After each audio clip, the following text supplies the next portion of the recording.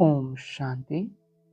आज 8 जून 2024 की ईश्वरीय महावाक्य है। आज की मुरली का सार है, मीठे बच्चे, याद से विकर्म विनाश होते हैं, प्राण से नहीं। ट्रांस तो पाई पैसे का खेल है, इसलिए ट्रांस में जाने की आस नहीं रखो। आज का प्रश्न, माया के भिन्न भिन्न रूपों से बचने के लिए बाप सब बच्चों को कौन सी एक सावधानी देते हैं? उत्तर, मीठे बच्चे, ट्रांस की आस मत रखो। ज्ञान योग में ट्रांस का कोई कनेक्शन नहीं, मुख्य है पढ़ाई। कोई ट्रांस में जाकर कहते हैं हमारे में मम्मा आई, बाबा आया। यह सब सूक्ष्म माया के संकल्प हैं, इनसे बहुत सावधान रहना है। माया कई बच्चों में प्रवेश कर उल्टा कार्य करा देती है, इसलिए ट्रांस की आस नहीं रखनी है। धारणा के लिए मुख्य सार, संगम युग पर स्वयं को ट्रांसफर करना है। पढ़ाई और पवित्रता की धारणा से अपने कैरेक्टर सुधारने हैं। ट्रांस आदि का शौक नहीं रखना है। दूसरा, शरीर निर्वाह अर्थ कर्म भी करना है, नींद भी करनी है, हठ योग नहीं है, लेकिन याद की यात्रा को कभी भूलना नहीं है। योग युक्त होकर ऐसा शुद्ध भोजन बनाओ, खिलाओ, जो खाने वाले का हृदय शुद्ध हो जाए। आज का वरदान, अपनी सूक्ष्म शक्तियों पर विजयी बनने वाले राजऋषि स्वराज्य अधिकारी आत्मा भव। स्पष्टीकरण, कर्मेंद्रिय जीत बनना तो सहज है, लेकिन मन बुद्धि संस्कार इन सूक्ष्म शक्तियों पर विजयी बनना, यह सूक्ष्म अभ्यास है। जिस समय जो संकल्प, जो संस्कार इमर्ज करने चाहे, वही संकल्प, वही संस्कार सहज अपना सके, इसको कहते हैं सूक्ष्म शक्तियों पर विजयी, अर्थात राजऋषि स्थिति। अगर संकल्प शक्ति को ऑर्डर करो कि अभी अभी एकाग्रचित हो जाओ, तो राजा का ऑर्डर उसी घड़ी उसी प्रकार से मानना, यही है राज्य अधिकारी की निशानी। इसी अभ्यास से अंतिम पेपर में पास होंगे। आज का स्लोगन, सेवाओं से जो दुआएं मिलती हैं, यही सबसे बड़े से बड़ी देन है। सेवाओं से जो दुआएं मिलती है, यही सबसे बड़े से बड़ी देन है। आज की मुरली से निकाली गई मुख्य पॉइंट्स।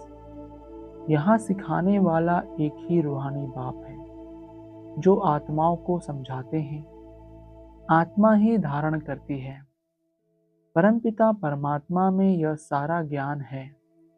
84 के चक्र का उनमें नॉलेज है, इसलिए उनको भी सुदर्शन चक्रधारी कह सकते हैं। हम बच्चों को भी वह सुदर्शन चक्रधारी बना रहे हैं। अगला, अब बाप बैठ याद की यात्रा सिखलाते हैं। इसमें हठ योग आदि की कोई बात नहीं। वह लोग हठ योग से ट्रांस आदि में जाते हैं, यह कोई बड़ाई नहीं है। ट्रांस की बड़ाई कुछ भी नहीं है। ट्रांस तो एक पाई पैसे का खेल है। अगला, बाबा ने समझ दी है, ट्रांस में न तो याद की यात्रा है, न ज्ञान है। ध्यान अथवा ट्रांस वाला कभी कुछ भी ज्ञान नहीं सुनेगा, न कोई पाप भस्म होंगे।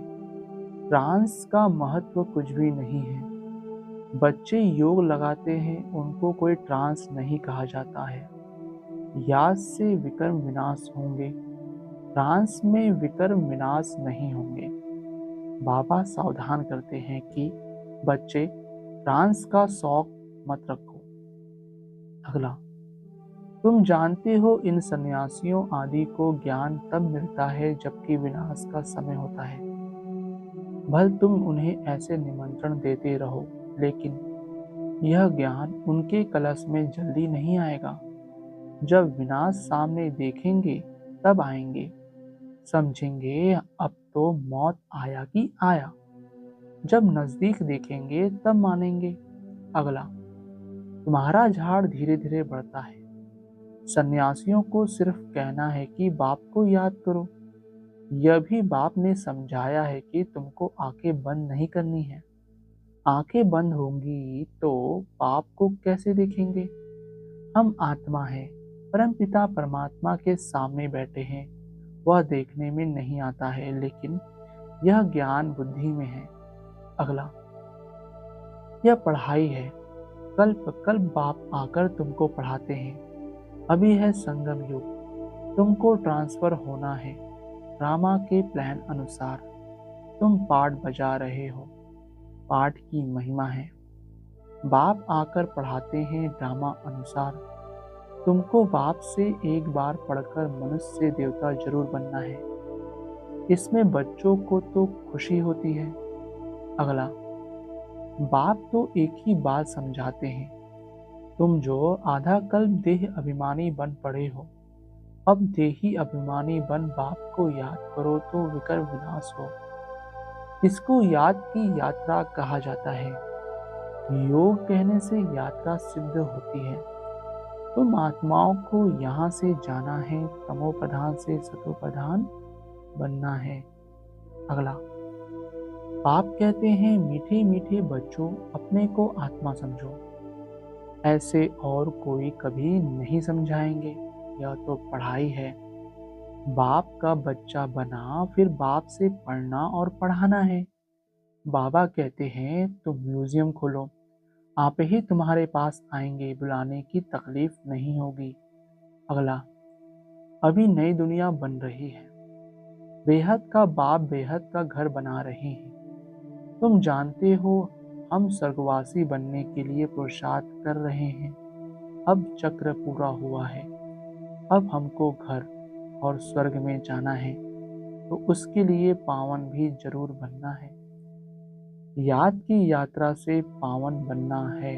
अगला, बाप कहते हैं याद की यात्रा भूलो मत। कम से कम 8 घंटा तो जरूर याद करो। शरीर निर्वाह के लिए कर्म भी करना है, नींद भी करनी है। सहज मार्ग है ना।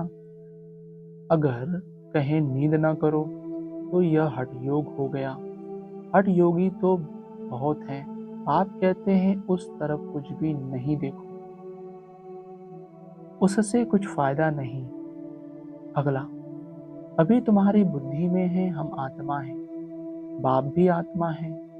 इस समय तुम आत्माओं को परमपिता पढ़ाते हैं। इसलिए गायन है, आत्माएं परमात्मा अलग रहे बहुकाल।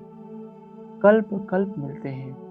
बाकी जो भी सारी दुनिया है वह सब देह अभिमान में आकर देह समझकर ही पढ़ते पढ़ाते हैं। अगला, तुम आत्मा सतोप्रधान पवित्र थे, फिर तुम पाठ बजाते बजाते सब पतित बने हो। तब पुकारते हो बाबा आकर हमको पावन आत्मा बनाओ। बाप तो है ही पावन। यह बात जब सुने तब धारणा हो। तुम बच्चों को धारणा होती है तो तुम देवता बनते हो। अगला, मीठी मीठी बच्चों अपने को आत्मा निश्चय करो। बाप को याद करो। यह बड़ी ऊंची यात्रा है। चढ़े तो चाके वैकुंठ रस। विकार में गिरने से एकदम चकनाचूर हो जाते हैं। फिर भी स्वर्ग में तो आएंगे, लेकिन पद बहुत कम होगा। यह राजाई स्थापन हो रही है। इसमें कम पद वाले भी चाहिए। सब थोड़ी ज्ञान में चलते हैं। अगला, जो बहुत सर्विस करते हैं वह बड़ा राजा बनते हैं। फिरवाड़ा मंदिर में तुम्हारा ही यादगार है। तुम बच्चियों को तो बहुत टाइम निकालना चाहिए। तुम भोजन आदि बनाती हो तो बहुत शुद्ध भोजन याद में बैठ बनाना चाहिए। जो किसको खिलाएं तो उनका भी हृदय शुद्ध हो जाए। अच्छा, ओम शांति मीठे बाबा, शुक्रिया बाबा। ओम शांति ब्राह्मण परिवार। ओम शांति।